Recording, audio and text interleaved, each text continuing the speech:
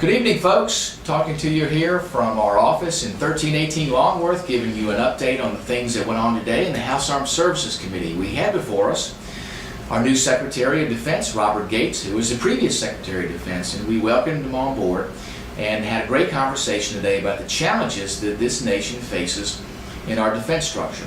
And he got a lot of questions from committee members about what the future holds and what his thoughts are on what we need to do going forward. He had a great article that he put out in a Foreign Affairs magazine, and we talked a little bit about that and some of his thoughts in that magazine article, which were indicative, I think, of some of his thoughts about the things we need to be doing in the nation's defense.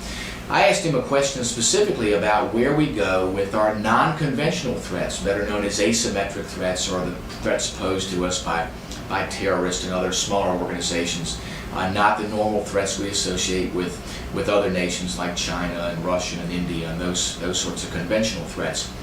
I was concerned about how we're going to structure the Department of Defense and the Pentagon to make sure we can meet those threats. You know, right now we are using existing programs to meet those threats, and we need to make sure we're organized in a way that we acknowledge that those threats are going to be around, I think, unfortunately, for a while. So we need to restructure to be as effective as we can in meeting those threats. So we had great conversations today. I think Secretary Gates really has his arms around that and is going to prepare the Department of Defense and our Pentagon to make sure we meet those threats and can do it effectively, just as we've done here in Iraq and Afghanistan. So great conversations today, and we look forward to many more to come with Secretary Gates.